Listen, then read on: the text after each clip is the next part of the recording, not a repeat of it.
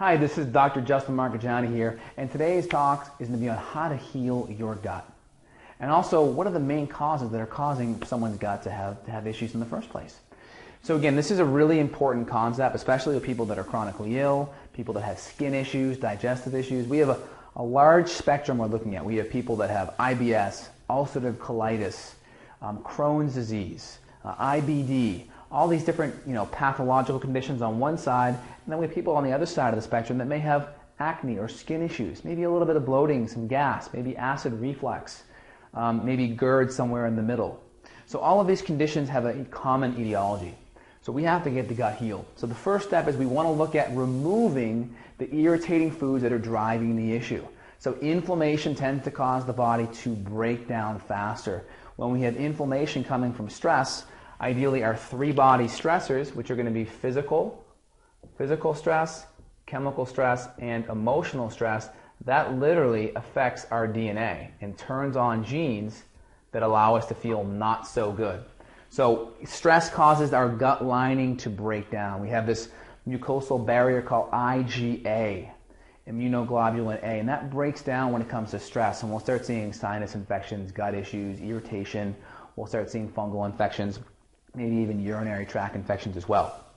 So again, removing the bad foods. And with certain people, depending on how sick you are, we may have to go to different lengths. It may just be cutting out grains, legumes, or dairy. Other people, it may be cutting out FODMAPs, or fructo-oligo-disaccharide mono and polyols. I know, a mouthful. Specific sugars in foods that can feed bad bacteria and cause SIBO. We may have to go autoimmune and cut out nuts and seeds, and maybe even nightshades like tomatoes, potatoes, eggplants, and peppers.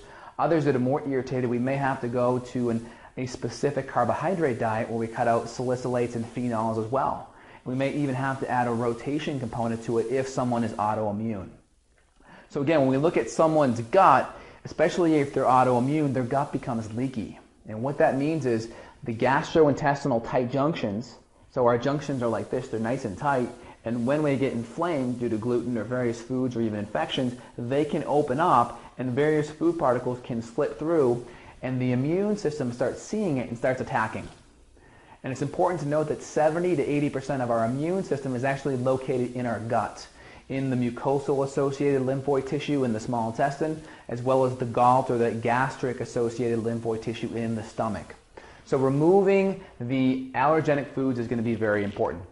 Next, replacing enzymes and hydrochloric acid. So when our body gets into a sympathetic state, that's the fight or flight nervous system, that's our SNS, sympathetic nervous system. When that goes up, what actually happens is this. Here's our body, our little stick figure, just like that. And what happens is this. As we get more and more and more stressed, our blood actually goes towards the extremities because we're trying to mobilize glucose so we can fight and flight. And guess what happens to our digestive system here?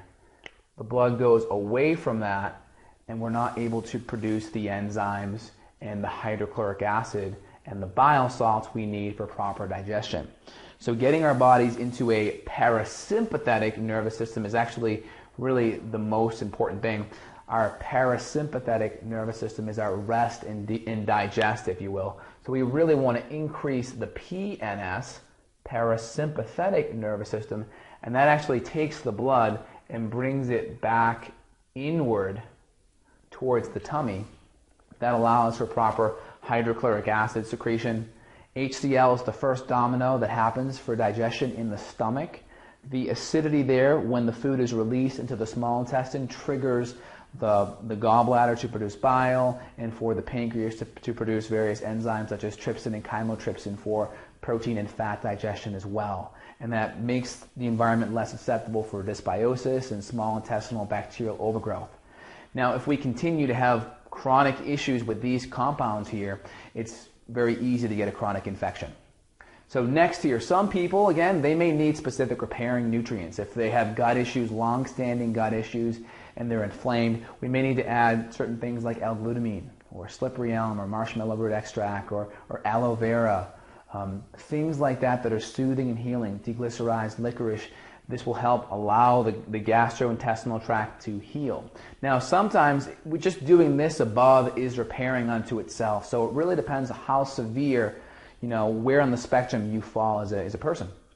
Next, this is one of the most important parts because most doctors miss this with patients, is getting rid of the infection. And also the timing of when we get rid of it. So the infections can be driving this leaky gut kind of thing, keeping us in this stressed out state, which keeps this sympathetic nervous system activated, which prevents digestion. So if we have these chronic infections here, whether it's SIBO, which is small intestinal bacterial overgrowth, whether it's dysbiosis or parasites, bacteria, fungus, or even viruses, that can keep our body in that stressed out state. So doing the right test, whether it's blood work or whether it's doing a comprehensive stool analysis to figure out what this infection is, can be really important.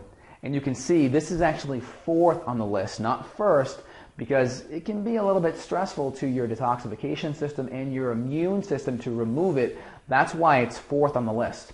And some people, before we even get to this, we're actually addressing one system, one body system before that, which is your hormonal system, which could be either ATM if you're a man, adrenal, thyroid, and male hormones, or ATF if you're a woman, adrenal, thyroid, and female hormones. That has to be addressed. So when we go into this, there's just less issues, there's less side effects. So removing that infection is vital, and also the timing of it and setting the person up. Sometimes we don't even touch this for 1 to 2 months until a person has the hormonal support before we go there. Next is reinoculation. So think of going outside to your backyard. Maybe you have a garden in your backyard. It's full of weeds. We can't plant new seeds with that garden full of weeds. There's just not enough room for those seeds to grow. So we actually have to go in and we have to take out all of the weeds. And that's what's happening in this removing phase. So we remove all the weeds, and then now we can reinoculate. We can put all the good bacteria back in. There are many patients I've seen that have had issues adding in probiotics. Now the question is why? Well, the reason why is you're trying to plant seeds into a garden that's full of weeds. That's the reason why you're having a reaction. Just like you go to get your car washed, you get your car washed before you get it waxed. Why? Because you don't want to rub a whole bunch of wax on top of a dirty car. So that's the same type of philosophy here. We want to reinoculate after the weeds are pulled or after the infection is removed.